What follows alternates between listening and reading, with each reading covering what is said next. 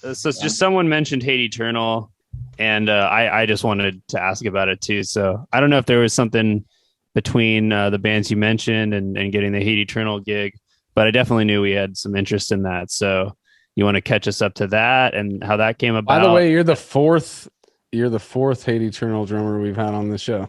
Damn, Yeah, we Yeah. had we had Tim, Derek, and Hannes. So sick. Oh, so three. So yeah, number four. Boom. yeah. Well, there was just a lot of touring happening, like on and off. And I remember a really important thing happened where I played for Enfield Darkness in Fallujah on one tour. And everybody made this huge deal about it, because I did like back-to-back sets. And they put each band on Summer Slaughter on these guest nights. So it was the Bela Maya, Periphery, Between the Buried and Me, Cannibal Corpse one with Cerebral Bore. There's a bunch of sick bands on it. And there was like heroes of mine coming up to me and they were like, wait, you played in the other band, didn't you? And I was like, yeah, I'm playing in both. And they were like, tight. And I was like, okay, this is a really big deal right now. I could tell that my popularity was going up a little bit and I was kind of tripping out. And I was like, okay, this was a good decision. I knew exhausting myself would be the smart move here. It was, because even after that, there was video of both bands. So there was like this thing on YouTube happening, and then getting in Aegean. I did a tour with them, and I remember I think I got a text or an email from Erik, and he had gotten my name from people like referencing me. So I was super flattered from that. And that was how the Hate Eternal thing happened. I did have to audition. It was a crazy 3-day audition. And I'll say it, man, on day 2, I wouldn't have got it. If I went home on day 2, I wouldn't have got it. Day 3 it's like a Rocky story, man. On day 3, I was pissed and I was like, I sucked ass yesterday. And I know Erik thinks I sucked ass yesterday, so I'm not going to do that today. And I went over this song that I liked and I played it. And Erik was like, well, that's one of the harder songs. And you just played it first. And I was like, oh, yeah. Okay, cool. So that day went a lot better. And at the end of the day, he offered me the spot. And yeah, that was a crazy audition for real. What was the song?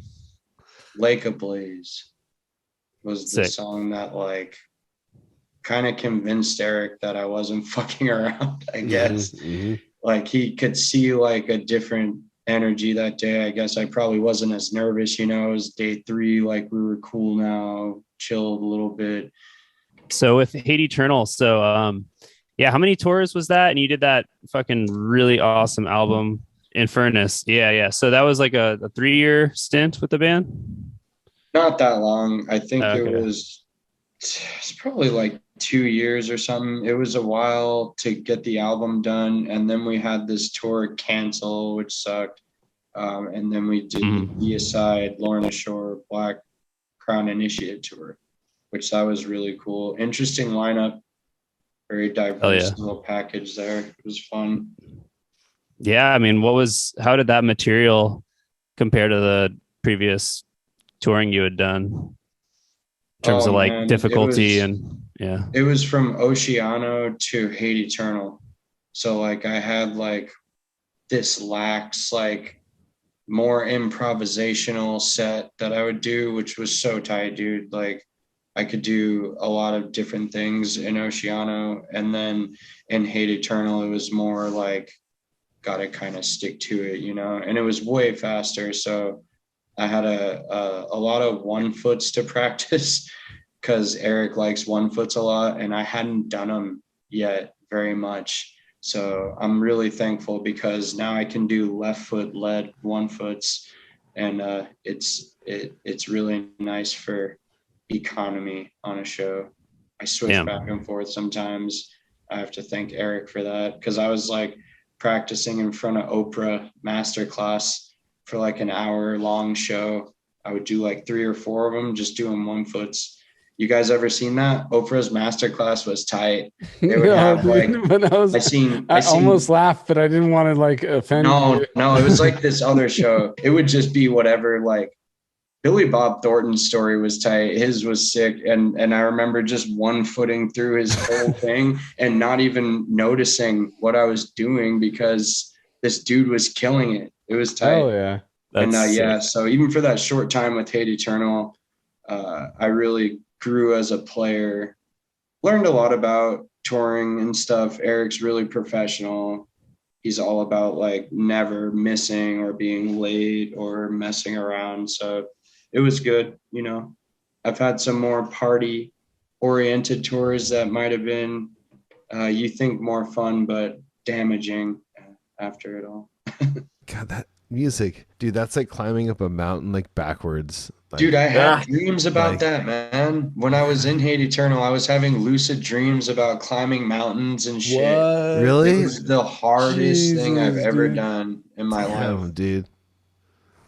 It was You just Man. fucking you brutal. just blew my mind, dude. It's like that correlation. What is climbing a mountain Hate Eternal now? That's what's Yeah. in my mind. I'm like, 'Cause it is a Hate mountain. Eternal. It is, dude. It's a mountain of soldiers against you. You must And you Yeah. fighting you uphill. must take each as you Like you're- climb the mountain. It's so brutal, man. That was the hardest thing I've ever done. I had to do like meditation at night and like get my head out of what was that day happening. because that whole day was just So Hate So- Eternal. brutal. So what was the recording process like for that album?